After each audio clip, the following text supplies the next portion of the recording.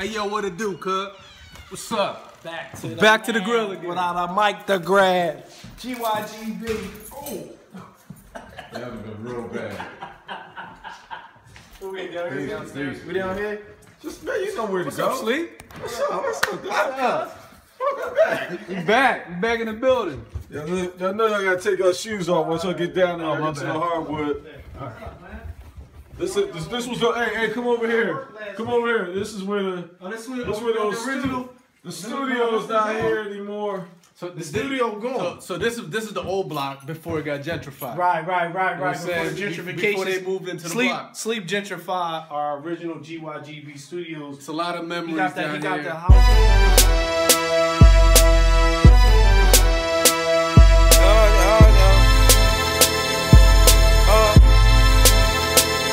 Money on my mind, I'm just trying to get paid. Wake up to the grind and I do it every day. What I say, I get a whole lot of money. I get a whole lot of money on my mind, I'm just trying to get paid. Wake up to the grind and I do it every day. What I say, I get a whole lot of money. I get a whole lot of money. I get a whole lot of money. Yo, what's up, everybody? Yo, this is Guard Your Grill Boxing 10 years in. This is amazing.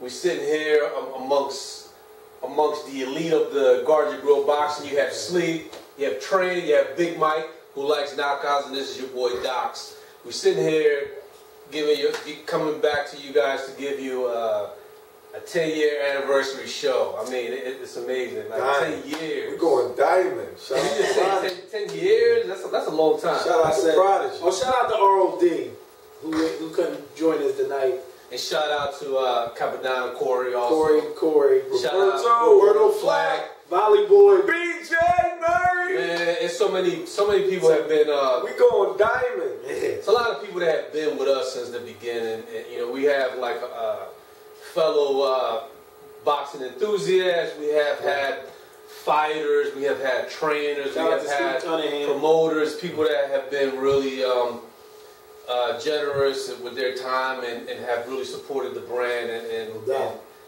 we should have been an iconic thing in boxing. Right. But you know, we too street, we too grimy, we too good for it. So 10 years ago, 2007, we had a vision. I had a BlackBerry. Was that? I had a BlackBerry. You had a BlackBerry. No, we had a vision. We had a vision. We said, you know what? There's a void in boxing. No doubt. You know, we all were very passionate about the sport. We would get together and talk about fighters and fights and the details of the sport and things of that nature. But we said there's nobody that's talking about boxing from this point of view, and that was us, the cheap seats, you know, the fans. Right. So there was a vision. You know, there was a summit like LeBron and Dwayne Wade and Chris Bosh, when they got together, they had a plan. There was a vision. There was a plan for a show. Well, can you guys elaborate on what was Guard Your Grill? What was that vision? I just want to say we had a MySpace when we started. But go ahead. I remember that. Go ahead, Trey. So it was crazy, right? Because it's like Sleep, as people know that follow the show. Sleep was actually my neighbor. He lived next door to me, literally and figuratively. Everywhere I ever moved, Sleep ended up either I ended up moving next to him or he ended up moving next to me. But we literally grew up with each other as neighbors. And this is Philly, so it's roll on. It's roll on. So there's a wall separating our house. It's a wall separating the house, so it dates back to. Wait, y'all used to live right next door? Literally right next door to each other. Like, he was my neighbor. So you can hear what he was banging. Sleep knew me when I was in my mother's stomach, literally. Like, that's how long I known him, so.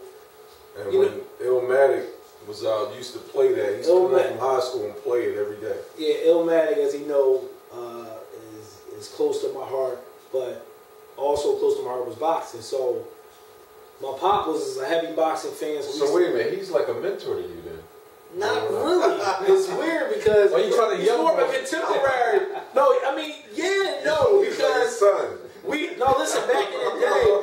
No, it's funny that you bring that up, Big Mike, because back in the 80s, like, you didn't have parameters, or there was no cap or age, or who can hang with this person, who can't. Like, in the neighborhood, everybody just hung together. It wasn't like You too young, go home type joint. You could be writing graffiti with a 30-year-old, a 15-year-old, and a 7-year-old. You know, I actually did that. So yeah, you know what I'm saying. So it's like that was hip hop. Yeah, like you know, so you probably hung around older guys that nobody said go home, Big Mike, whatever. So anyhow, so we lived next to each other, so it was already a bond there with that, and then like I said, the hip hop aspect of it, and then it was the boxing. So me living next door, this is, I think, I myself and Sleep, we was like some of the very few people that actually had cable in our entire neighborhood. So when it was Tyson fights, no, nobody paid for cable back then. But that's Brown boxing. Shout out to the Brown Wade cable, 52nd and Parkside. That was the original cable. Yeah, it was Wade. That was Wade, remember? Brown boxing. But it was suburban Put cable. the screwdrivers between the 7th and the 8th. So y'all was cable cutters before the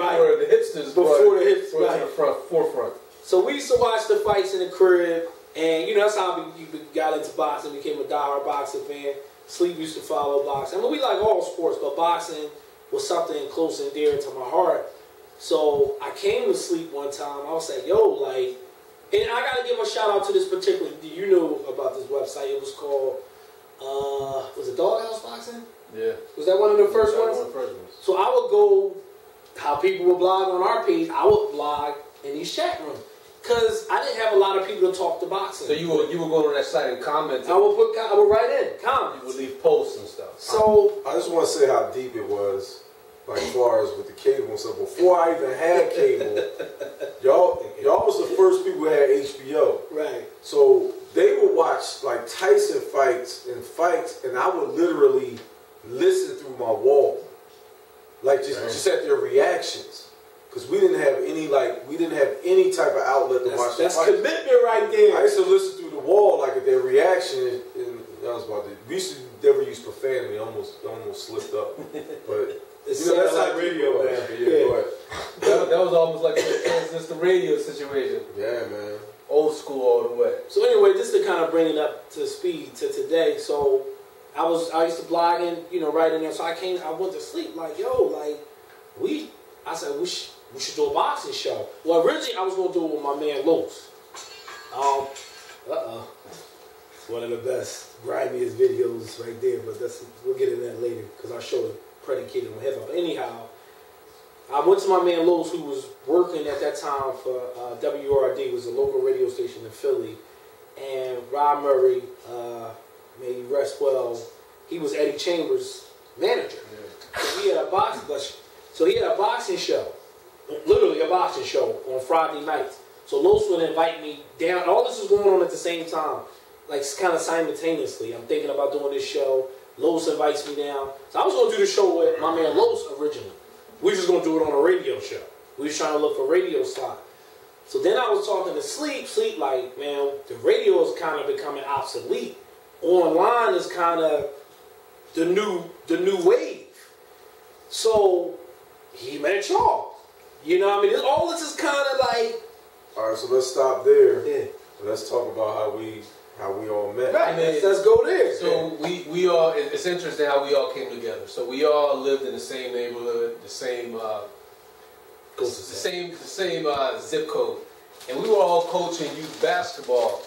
And I met you through Jerome Hips, a pillar in the community, very, very important figure.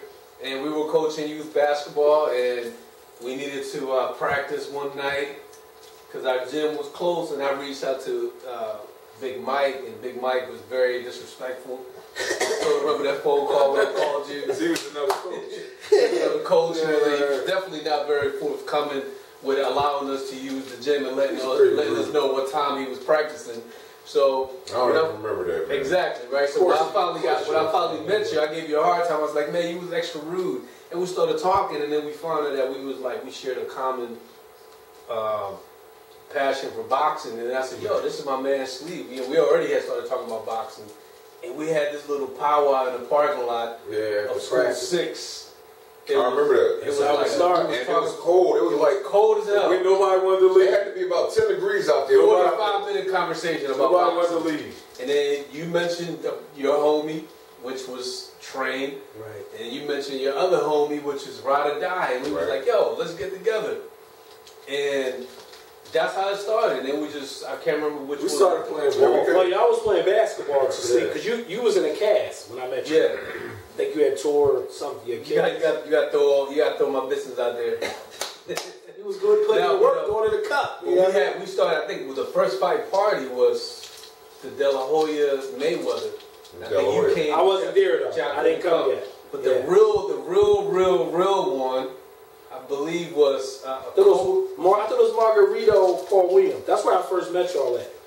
We didn't have the show yet. We didn't have but the show. I met y'all. And who's that was Sleep's like to see if it all worked like so the character. Whose fight party was that? It was his. It was at his crib.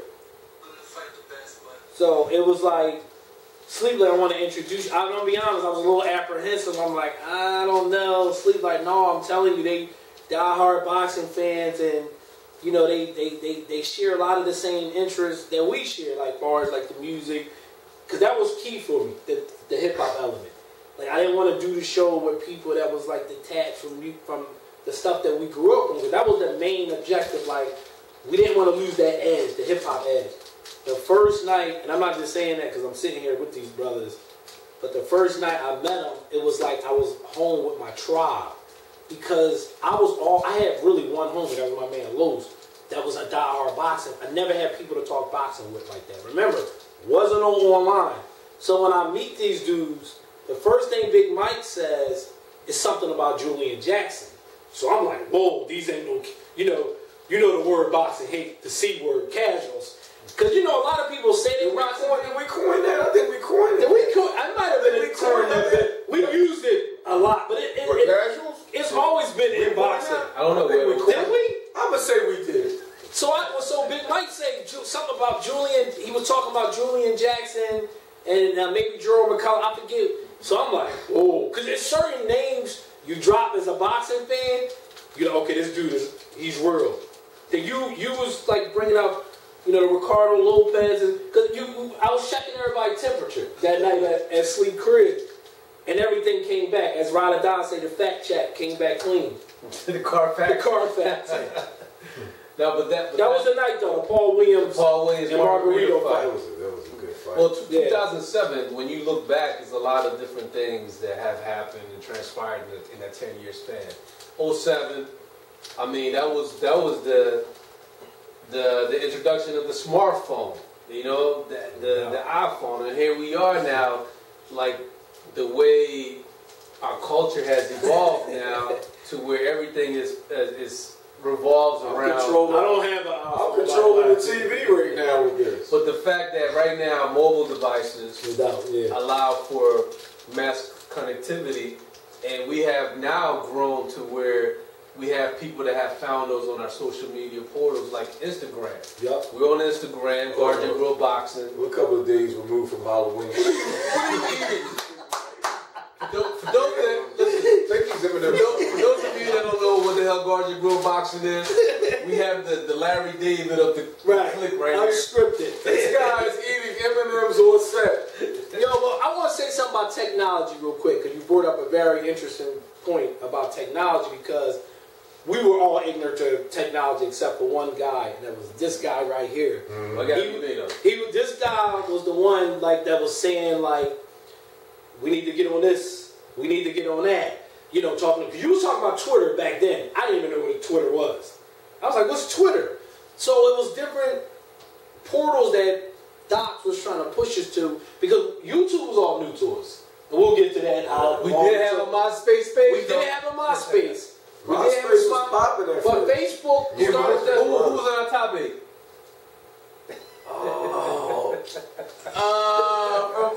From you said who was on our top 8 on MySpace? Because you remember MySpace? Tom. I'm gonna be honest. I never went on there. I got your top 8 people that you follow. The UK guy. I never went on there.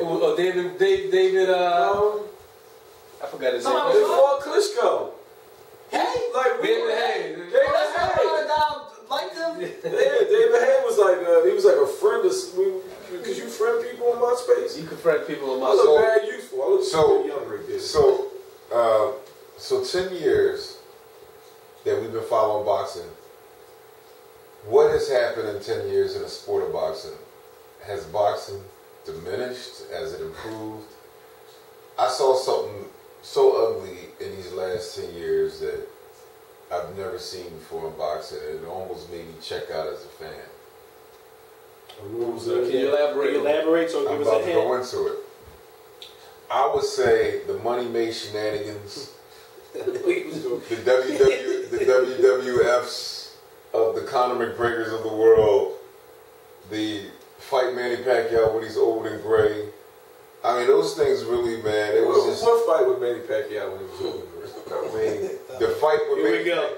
The Some fight things with, never change. You talking about the horn fight? Now I'm thinking about the fight with Manny Pacquiao should happen. Here we go. It should happen after Joshua. It should happen after Joshua Clottey or Cotto with Mayweather. Whose fault was that? It was. You know what? A lot of people don't understand what happened here, but it was analogous to this. If somebody says, if I Docs, I say, you know what, Docs, me and you gonna play a one-on-one game of basketball. If I win, I get $500. If you win, you get $40. Which would you say to me? You say, get that guy out of here, man, right? Right? I know where you're going with this. So, see, that type of chicanery and subterfuge that we weren't privy to before. I'm sorry. Come on, man. I'm DJ. I'm sorry. I'm trying to get this thing on the screen. We weren't privy to that type of stuff before, when you can technically call a fighter out, but offer him pennies on $1 to fight you, and then say, you know what, he didn't accept it, so he's scared of me. You don't want to fight me. But the story is being told by the person who's supposed to. But the fighters, but the fans bought that, and it all became. Who fed us that story? I know we're going off script. Who fed us that story? Let's go back to how we got to this Mayweather. This is when it's been fed. Let's go back because I want 10 years of argument. But I want to go back because this is a very, because we're going to be honest and open about some things that happened in the past about our fanism and the way we handle certain situations, certain fights. So let's go back. Since we on Mayweather, and I know Docs, I don't want to mess. Where are we at? Go ahead. No, we're still covering since 07 when we first came on the scene. So we still back there. 2017. Okay. The things that have transpired and how the sport of boxing has changed. And Big Mike was talking about he's seen a lot of things in boxing that he hadn't seen over the years. But I got you. But the 07 to 08, 09 were like the glory years to me. You know why? I love that era. Because that's when Bob Arum just didn't care. He was putting everybody against everybody. That was a gold. That was our modern day. That was golden age for heavyweights. I mean, for this year was good though for boxing. This year was pretty good for boxing as far as how matchup. Well, you had Brooks Spence, Crawford Unified 140. You had Kovalov Ward twice. You got Canelo Triple G, Lomachenko Rigo, which is next month. Danny Thurman. Like all the fights that we asked for, to be fair, we got this year.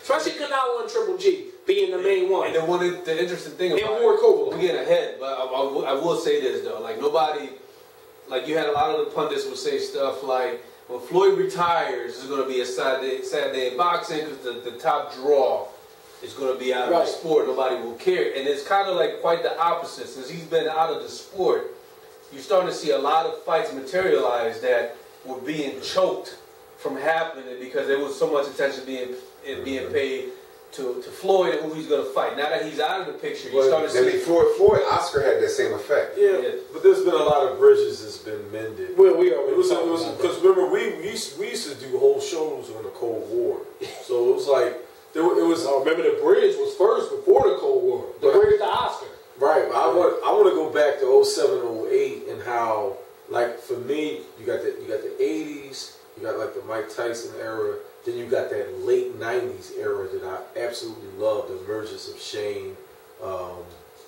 Oscar, Floyd, Quartet era. Even Floyd was on the back end of the 90s. Right. Yeah. And then you got Tito, you got Roy, you got all that. You had Ward, Then the heavyweights were still popping. Lennox, you had Lennox and Holyfield and stuff like that. But then that 07, 08, with Marguerite, the characters, right? That's what we Cotto, Margarito, Paul Williams. You know, Shane was still around. Martinez. I love that era, man. It was characters, man, and it was so compelling that we came in the game during like another hotbed moment. What's up, y'all? Welcome to Guard Your Grill Boxing, boxing from the purest perspective. My name is Sleep.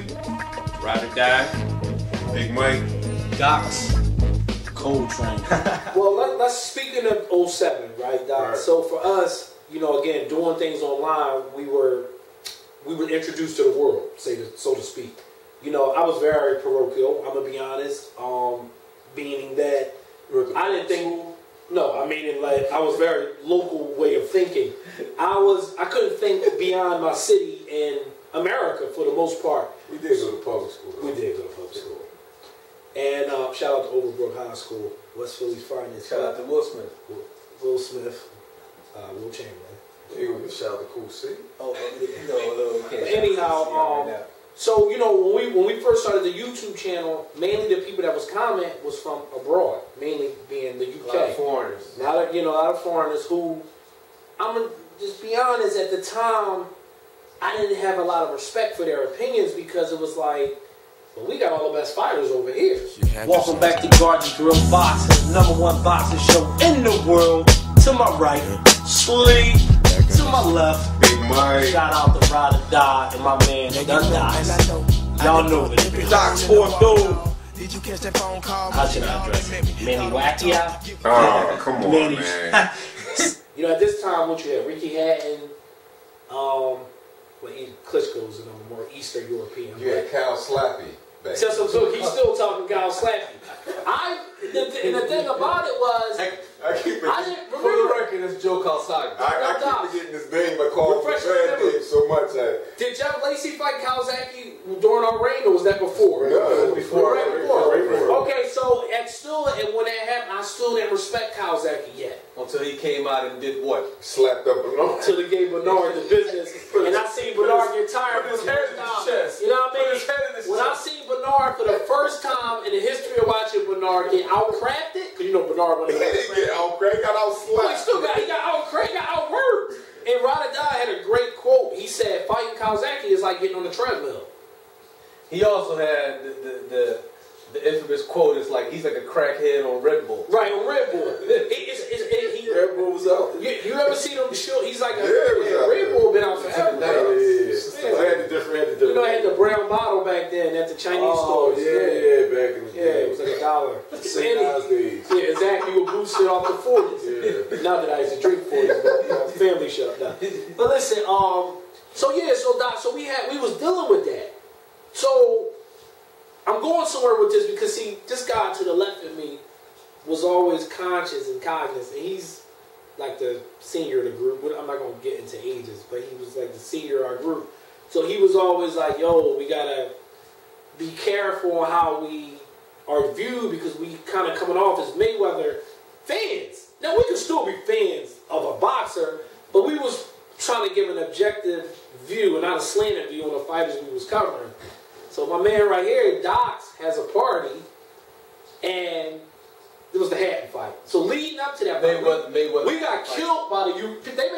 We made it though because this is when we knew we made it. They made a mock video of me, Big Mike, and Sleep. I don't know why they choose to use us three. I remember but they mocked Sleep, Big Mike, and me. So the dude did all three voices, right? Right. He did all three. You remember? He called himself Big Dick was his name. I forget it was all names like ours, but he flipped them. So, but I was like, first I was mad, then I was like, you know the old saying, when you make it to Saturday Night Live, that means you made it. So I'm like, damn, like we really got an effect on people, which is dope. So that like lit a fire in us. You know, we was kind of immature. So when we watched the Hatton and Mayweather fight, Gangster! That's how you get gangster!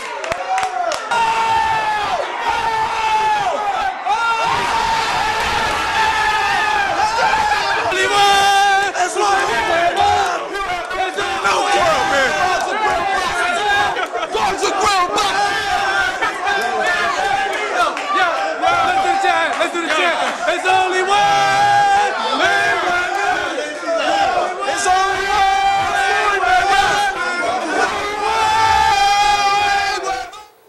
I'll let Big Mike take it from there. Don't even leave the fact that we would get hammered. That's what I said. We got hammered. In the comment section. We wasn't mature enough at the time to do Well, it. we used to take, all right, you gotta understand, like, I understand where the Instagram trolling and things is going on now. Street trolling. But back then, you gotta understand, we were called the most racist, ignorant things in the book from everybody. That's boxing, though. Yeah, the Nazi. That's boxing. in the bag. But to the defense of the show, right? Always had the racial polarity. Just to give people a little bit of perspective is that we were never journalists. You know, we launched this show from a fan's perspective, so we were never really looking at it as, you know, and part of being objective sometimes with us, the challenge was that we had too much subjectivity. We were too invested in the fighters. So a lot of our passion would come out and it would get misconstrued as, you know, we're biased towards one particular fighter. And that party that... I don't think it was misconstrued. I think it was accurate. No, I mean, I don't have a problem with it, Doc. But that one fight party didn't do us any favors. I mean, Right. I'm not. You know what? Hold on. Can I let this make a point? Go ahead. Some of that persists to this day. Like when I talk about Crawford and Spence, especially the likes of like a Thurman, I like a lot of it. Like when I try to talk to y'all about that stuff, Right. Yo, like chill, let it simmer before y'all like, you know, y'all giving Crawford the Super Bowl ring now. The dude didn't even fight yet at 147, and this is the kind of stuff that people. I like how he sneaks his. I like it. Oh, sorry.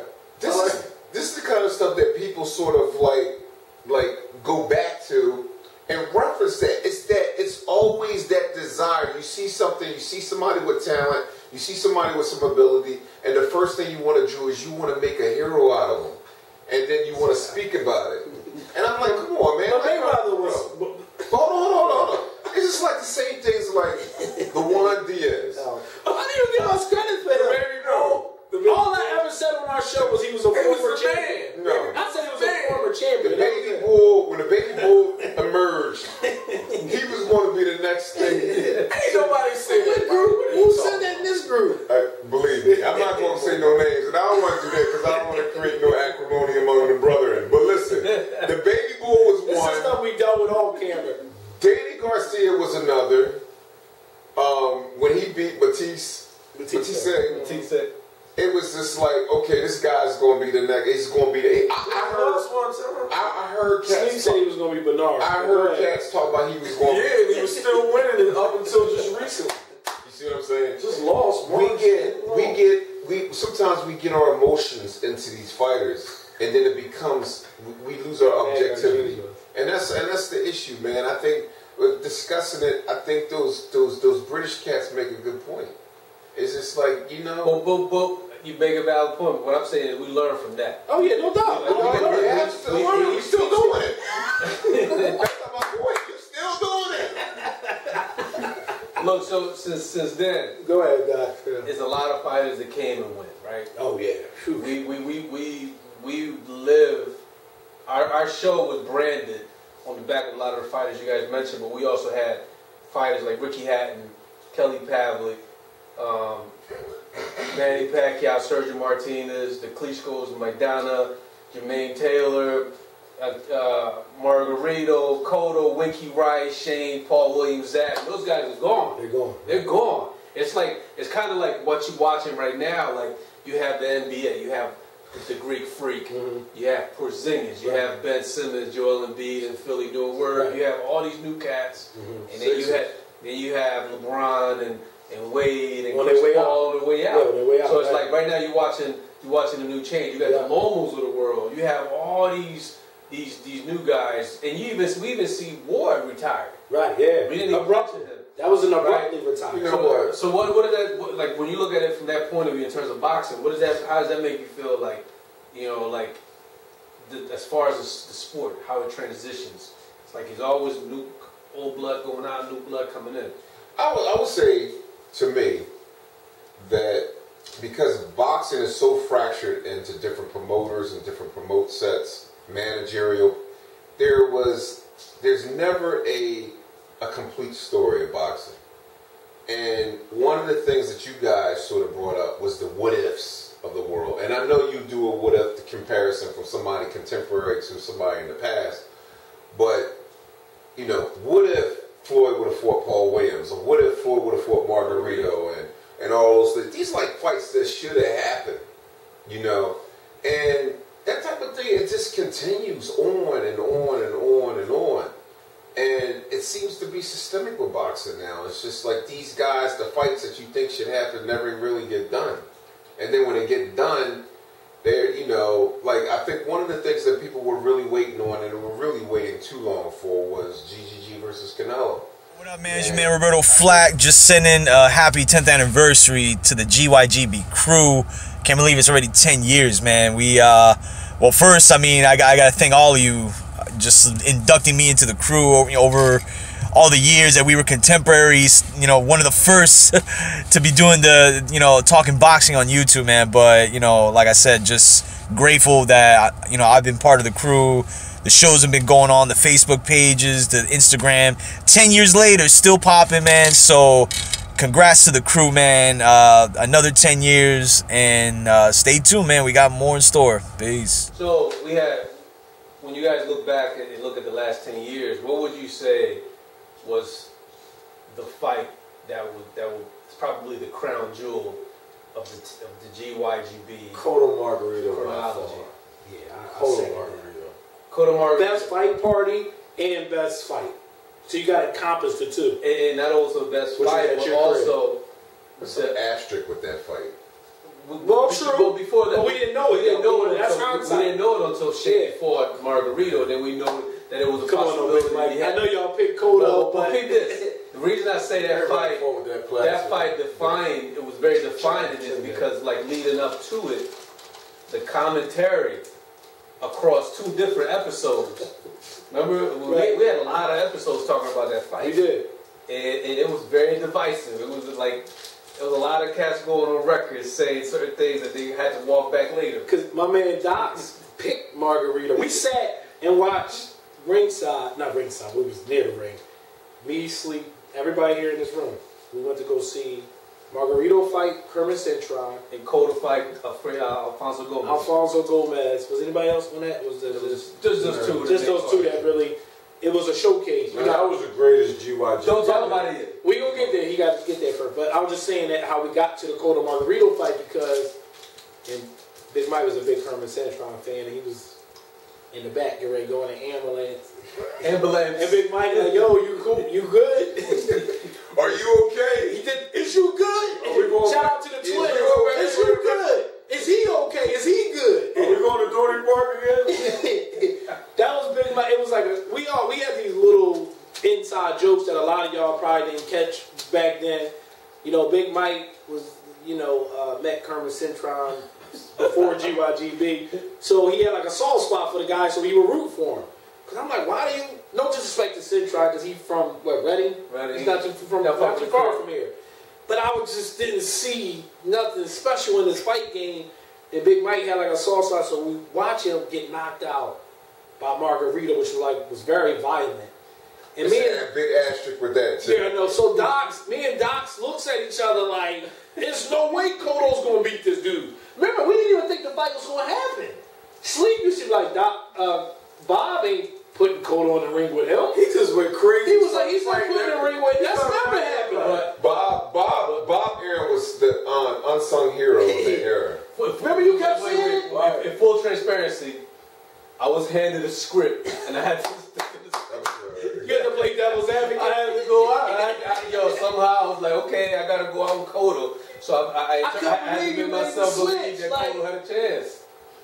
We watched it. You interviewed him. Big Mike interviewed him. He was so happy because nobody knew who he was. Remember? Well, so speaking of that, you pull up the show. We have no record of me interviewing Margarito, do we? We just a picture. It's a picture. Okay. And Docs is the translator. Docs was the translator. So we were notorious for having these outings. That's when the entourage was really Entourage, but I was Sleep, so that was another part of the show. The entourage moment. So we always talk about what were the best outings we had as GYGB. When you guys say that fight. It's funny because Ronadal wasn't there, but he was at one that you wasn't at. Look, there it is. Come on, there it is. Right 7 foot. 245. That's one. Oh, look at that. Look at that. So I'm holding. What am I holding right there? The media pass. I should have brought So it. We made those right ourselves, right? The camera can't see that, but we'll cut to that footage. Go ahead, keep talking. Yeah, like no, we're about to go live. This right here. Check me out with that fake Bell and Ross. Oh, now it's fake.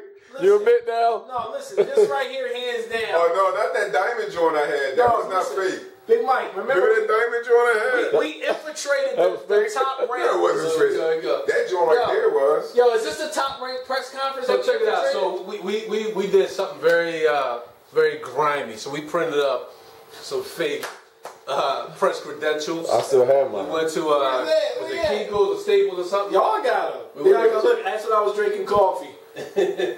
So we went and printed out some Coltrane would always be late too. I was coming from Philly though. Yo. At least I would make here before Ride or Die. He lived right around the corner. Never was on time back then. So we had the fake badges and we got backstage. We made it all the way ringside. And there you go, Sleep. And what was we listening to when we pulled out? Jay-Z. No, because it was our mentality the whole time when we first started Guard Your Grill Boxing. Who did we mimic? Mobb Deep. 50. We was on some G Unit stuff. We was on G. That was the mindset. Yep. Come at everything, destroy everything. So we got backstage, right? We back there. We got the credentials. We brodied. We bust out, get into the top ranked press conference. Exchange had some words with Steve Ken from Max Boxing, who was a fan of the show. Shout out to Steve Ken. Yeah, he was though. How about that? He was. He acknowledged that. Yeah, in a real slick way. In a real slick way about the So we get back there and we see Margarito. You guys are still on the Mayweather bandwagon. He sound like and Big Mike. Yo, how tall was Margarito? Was my size. He was like. That's what shocked us. That's what shocked us. Yeah. But those guys are little. Those fighters. So we get backstage, and who did we interview? Who did we Margarito. We asking questions. Who else did we ask? Daniel Stewart. The old man, Bob Arum. Bob Arum had some choice words, didn't he? Yes, he did. For Floyd Mayweather. Yes, he did. Of course. He went off. But it was funny because we didn't follow the. There you go. Margarito, Big Mike. Sergio was his. There you go. Look at Dots. Oh man, that was epic, bro. That was epic. Look at it. Margarito was. Oh, that was his man. We got a bad shot. That was the Blackberry. I'm sorry. Pixels. That was the Kawasaki Bernard fight. I remember this video. But yeah. So we didn't follow the protocol. We just went in the press conference because don't they gotta. You gotta. How do the questions work? You can ask questions, but you're not supposed to identify. Okay, you need to identify immediate affiliation, but right. We didn't do that. We didn't follow that. We was out there throwing Guard Your Grill Boxing. We throwing sets up. You got the content handle. So a lot of the reporters were kind of salty at us because they was like, "Yo, these guys. Who are these guys? You know, they were. We was going back to back like we was rhyming. We wouldn't give up the mic. We was going back to back like Drake or Meek Mill. That's when I knew we were robbed because shout out to my man Lamar. He had a magazine. It was called like Ring One. He said, "Yo, man, y'all causing headaches for people because again, it wasn't a lot of people talking boxing, and we had such an imposing way about the way we did it, and it was a group of us. But listen. You can say whatever you want about Guard Your Grill, we bias, whatever. But we know everybody on this panel knew their stuff when it came to the sport. Like everybody held their own about the sport. And if we didn't know something, remember we didn't use Google. That was our mindset. Like we would make mistakes. Remember, we would make mistakes and people would correct us at the bottom. We like, look, we don't use Google. Everything off it was the freestyle, hip hop, the real freestyle, not how they do now when they got these written freestyles on they iPhones. And it's interesting because that evolved into the podcast.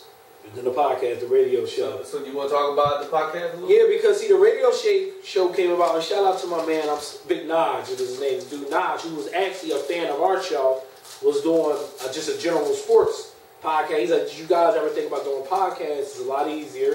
You can do it from your crib. You don't have to do it. You don't need a camera. All you need is a phone. And we started it. First it was, who was on there first? Me and you? The Ride or Die wasn't on there first. No, it was me and you first. somebody else was there, right? We always had a third person. It was either BJ.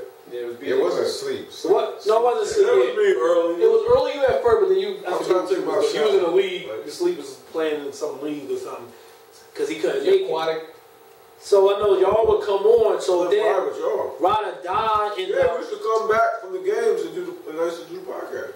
The podcast is really, really important because it gave us another life. Because what happened was real life got in the way, so we wasn't able to shoot as much as we would like to shoot.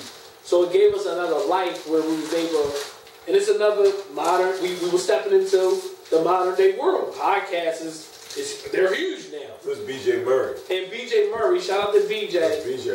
Because he was like, how every group brings a young artist on to help give you life and help do the things that you don't have the energy to do anymore. So BJ gave us more life. And we did the podcast. We had a lot of people come on that podcast. Q-Tip's cousin? Consequence. Who's Consequence? Right. So we had a lot of people come on. Consequence of the Love Movement. One of our best interviews that we did that went unnoticed was with Jeff Mayweather. Me and Sleep did this interview. And it's interesting on this interview, this is out there, it's all documented. He comes at Leonard Ellerby something crazy on this interview. Oh, yeah, I remember that. Called him a whore. He's like a groupie.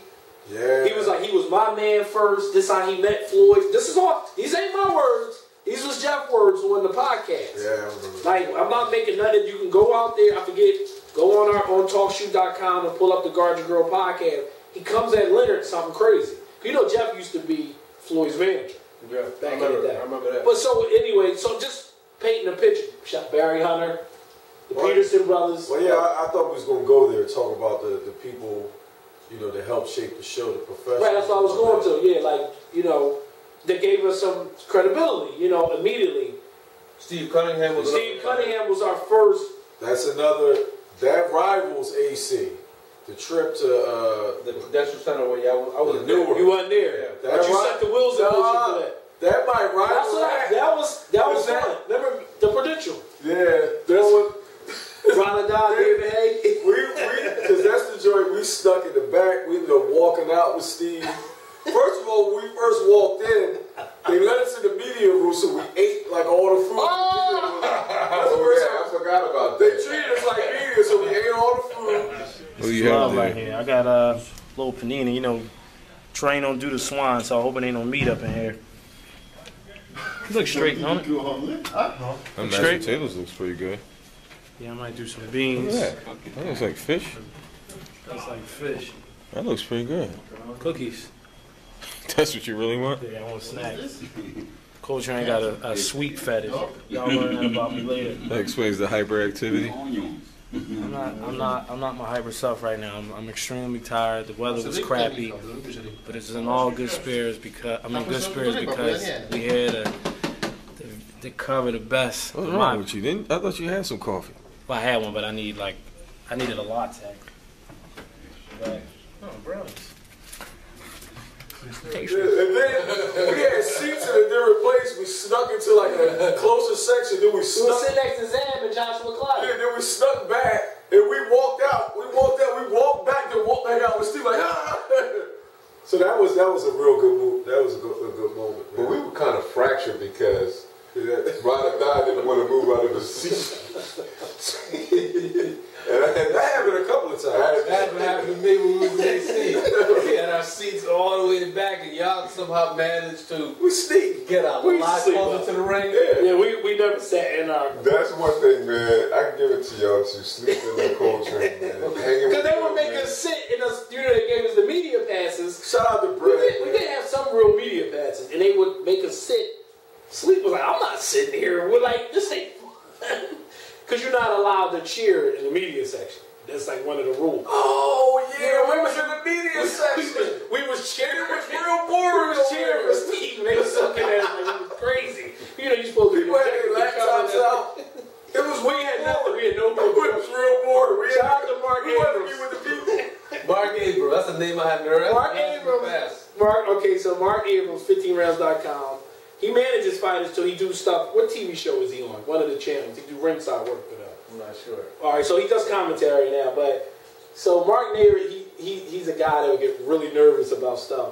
So he asked me where was like my computer at. So I was like, look, Doc, look, I did the Biggie and Hove joint. It's all up here, Mark. It's all up here.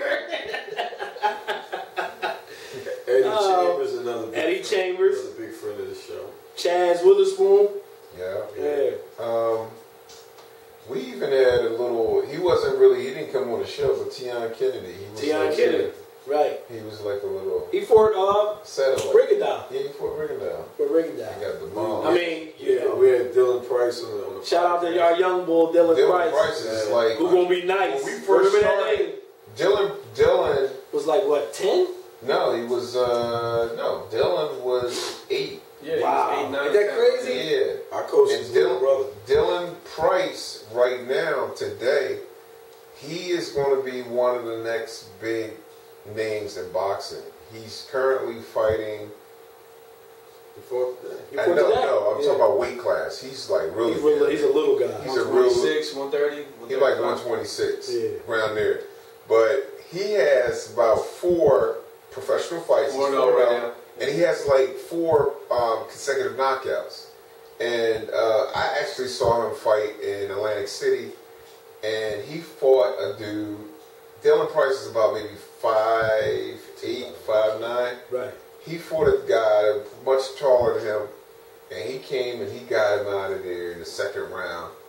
The guy has a lot of talent. He was on the podcast too. Yeah. On Me and Ride or Die. So he always asked me, he said, look, when I was a young boy, I dreamed about being on Guard Your Grill. Wow. And he said, y'all can't, y'all got to do Guard Your Grill for me now. So even now that we have to get Dylan Price on here on the show, on something, on a podcast, call him up, congratulate him for his new win in Brooklyn tonight.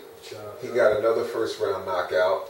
And again, this is a career that we help inspire, because it was a young man that saw us on a boxing show, and his thing that he said to himself, his decision that he made in life is, one of these days these guys are gonna be on the show talking about me. And so we help inspire some people here. Yeah, man, like, one of the things that helped inspired us to do this show, I was in Jim Steaks like 2 weeks ago, well, about a week ago, and these dudes just walked up on me and was like, they had British accents. It was like Coltrane. So they was like, it was about 4 or 5 of them. It was like, Guard Your Grill Boxing, like, like where you dudes been at? That's what everybody always asks. Like if it's on Instagram, Twitter, Facebook, it's the first thing they ask, what happened to the show? So that was like a big, if you dudes are watching, comment at the bottom of the screen, because I didn't get a chance, my phone had died, I didn't get a chance to exchange information. But, shout us out and just let me know who y'all were, because that was mad love, and it was a reminder of what everything Big Mike just said. And me, myself, I have some really good friends that were fans of the shows, and I was just around, and I would run and be like, yo, you're Big Mike from Guard Your Grill Boxing. Shout out to Dave Stubbs and Teron Brinkley, homies that are a friend of the show that we're cool with. Right. What's so funny, man? What y'all laughing at? I'm past gas, I'm sorry. Oh, God. Come on, man. And I've never had anybody come up to me and say, hey, sleep from Guard Your Grill. Because you're boring, man. Oh, okay. That's why I farted in this tight space. So, what's next for Guard Your Grill Boxing? What's I want to show something real quick. I'll show something. I'll still keep it live. We got you see what's going on right here. Uh-oh. So I'm just letting you know we're gonna still keep it 100% gutter. You know what I mean? All right, that's the famous glove. There it is. There it is. I want to hear this audio on this show right here. You know what? I want to hear this audio. Because Ride or Die keeps shaking Big Mike's hand. That means you saying something that he Oh, there it is. Uh-oh. There it is. There it is. I remember you and Train was so into the branding part of it, man. I'm telling you, these dudes, we didn't even have, like, collectively, we didn't even have 50,000 views. And they were making t-shirts, they were bottles. Everything was about about Brandon, right, Sleep? Man. But I'm surprised, man. I'm surprised that there hasn't been 1 year in those 10 years that we've actually fell off to the point that there was no Guard Your Girl at all. No Guard Your Girl at all. No Guard Your Girl commentary. And that's why we. Well, let me say, you just brought up a good point because it's two people that I really got to give a lot of props to, and one of them is I tried to call him. I don't know. He didn't pick up. Was the founding father of Guard Your Girl, and that's Radadad. He and another new member who was actually a person that used to listen to our show is now an immediate family member of the team, and that's Roberto Flack from the 305. You know, he's by way of Miami, and he's been very instrumental in helping keeping the brand alive.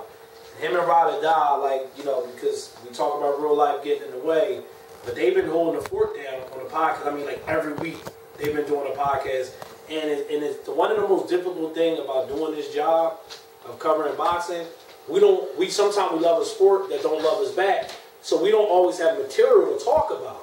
So they have to reach literally and pull the root of the tree of subjects to talk about. So I just wanted to give major props, especially to my man Roberto, because you know, this dude is going. He's on Twitter, Periscope, any social media you can find. Like people coming to me, like, yo, who's Roberto Flack from your team? You know, he be talking about. I got people in my family, people that I know that follow him, just so they can keep along with, you know, stay in the loop with Guard Your Girl. So you know, mad love to our man Roberto Flack, man. We appreciate it, and ROD, man, for holding down the podcast and keeping us relevant. Yeah, super shout out to Roberto Flack. He's definitely, ROD has definitely been holding it down for the past couple of years. Previously, like we said before, BJ Murray. Right. Interviews with Danny Garcia. Yes. People like major fighters that eventually blew up. BJ had the camera. He was running around. Doing the yeoman work. Valley Boy was in the front. He had one of the real ones. He had Frank Roach. He went to Wild Card. That was our West Coast correspondent. Valley Boy. I just want to give a couple shout outs to some of the people that you should just subscribe and like get into Dirk Diggler, Jafar Martin, Ring King 187. I mean, these dudes kept the. I'm quite sure they don't have these handles anymore. No, it's funny because YouTube, you know, people, them accounts probably closed down. Dirk you know, Diggler. Yeah, Dirk Diggler, who was rumored to have a few accounts, but whatever. My thing was like rumors to be what? Have a few different accounts on the board. Like people would get mad when new UK dudes came on. Oh, this got to be Dirk under a different name, but. The thing about it, it wasn't though. The thing about it was the UK. If you go on any chat room, they're there. And it's the same kind of dialogue. They're passionate because boxing is like at the forefront in their country. So it does seem like it's the same person talking because they're so passionate about the sport. And the thing about it too about boxing is that when you have right now, this is an era where it's a whole lot of oversaturation. Right, no doubt. You know, across all platforms. You see all people are fans of a lot of different sports. But boxing is one sport that's always struggled, you know, post 90s. Right. In terms of like gaining an audience or getting in front of an audience. So right now, this is kind of like a new birth for boxing with all these platforms. Like you go on Instagram, it's a million accounts covering the sport.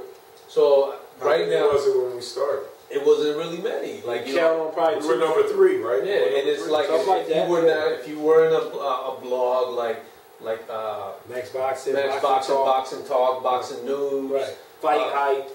If you he went on, they all started. If he wasn't one of the, right, the 3 originals, a blog right that had paid reporters and had advertising, and you were covering the sport with credentials, there was really no outlet for somebody that was a fan of boxing to. Or the fighters themselves didn't have an outlet to talk about themselves. So can we give a shout out to the pioneers? It was about a handful of them. Who was my man? Who was by himself? Let's give like the top 5. When we started on 7, it was us. Like his office. Can't remember. So it was us and the main people we had. Pound for pound boxing. We're pound for pound. All right. And it was never no major shout out. It was pound for pound. Yeah, it was never no beef. It was just that we had a way. Right. It was a script. You know when a rapper come in the game, he got to chop somebody's head. We looked at pound for pound at the time like they were the kids. We came here. So we was taking jabs at them constantly. Right. We were major shot. Was like. So pound for pound, it was us, Garger Grill. What was my man who had the show by himself? I can't think of his name. A little kid. He's grown now. He was real sharp. He was a little boy. Like, he's a grown man now. Yo, it was only about 5 shows. We was like number 3. And now it's probably hundreds of thousands. Do you see Instagram? You see it? That's what I'm talking about. Instagram's like 1,000,001 shows on it. But like for those of you that have been wondering, like you said, Trey, where y'all been at? Right. We haven't gone away. We have a podcast. We still here. Plug the podcast. Give them the look, address. Talkshoe.com. Just put GYGB and it come right up. Talkshoe.com. We're on Instagram every day. We're also very, very, very, very Facebook, active on Instagram, Periscope, Twitter. But Instagram is a great platform for us because we get to interact with people instantaneously. You get to see our content go up. Like Sleeves has been putting up, or you have been putting up some old footage of some old videos. We're trying to do more little videos that we can put up, little quick predictions and stuff. You know, and that's a good way to reach a lot of the guys because you can inbox us. Yep. And people will respond back, but you stay tuned because you're going to see more content from the brand, and as we get deeper and deeper into the next 10 years. And just real quick, I just want to say this before we part now: Terrence Crawford and Earl Spence, because it's got to be put on record before it happens. I'm sorry, y'all. It's them and everybody else in the welterweight division, obviously. And Lomachenko, Rigondeaux, got to throw my prick in. The size worries me, but I can't bet against Rigondeaux's skills because I saw what he did against Nonito Donaire, and I just can't go against that. And I got the utmost respect for Lomachenko, and I think it's going to be a tough battle, but I'm going with Rigondeaux. Since you stick to the Holy Trinity, Joshua Wilder. Sorry, UK fans, and I hate to come full circle. Y'all know how I love y'all to death, but Anthony Joshua fights like a stiff robot. And he has a suspect chin. And Wilder is sloppy. He's no Larry Holmes. But I always say straight punches beat wild punches. He's a straight puncher. And he's just a little bit more polished than Anthony. You just kind of like contradicted yourself. I know I said he wild, but he do throw straighter punches. Okay. He throws straighter punches. Okay. Sleep and them tried to sell me on Wilder. And I didn't want nothing to do with him. That's the lesser of the two evils. I gotta pick one. And I'm going with Wilder beating Anthony Joshua never take place. Sully let the collar flipped up. I was in character. He was in his Kanye. I got Joshua beating Wilder. No, what about now? Who are your fighters that you like today? Well, we was answering that question first. I know, but you got to put it out there. Shameless plug hour. Well, I mean, in closing, I'm a Crawford guy too. Like I just think he has every trick in his bag. I like Spence, but I like Crawford more than Spence. What about the guy with the ponytail? But I must say this though: when Charles brothers fought and they were all on the podium, yes, I'm a big believer in a person's belief of themselves and their conviction. The words that was coming out of his mouth gave me chills. Like who's this? Spence, about how he said he will and he's going to, and how Thurman started backtracking on what he was saying and started talking about his belly's full, and like I think that's a death sentence. You know what I mean? I'm real comfortable. I'm sorry. But I like Crawford because I think Crawford is a guy who could produce, he could rap, he could freestyle, he could dance, he can mix the record. He can do everything. He say the company a lot of money, and he got that personality. Bob seems really happy again, and he got the crew that you can't talk filthy about either. They'll beat you down. He jumped in a sparring section with it's on YouTube. Somebody was talking trash to him in the gym. He jumped in the ring. Yeah, he's different. That's different right there. So Crawford's different. Omaha, kill. Big Mike. I have to pay you. So as far as like fighters out here. Fighters out here, first of all, I was very sad to see Ward leave. Oh yeah, we forgot about Ward. Andre Ward, probably one of the best fighters, pound for pound in this era. No doubt. Andre Ward convincingly beat everyone in his class of credible caliber, and he's done it convincingly. I've never seen Andre Ward really lose a fight.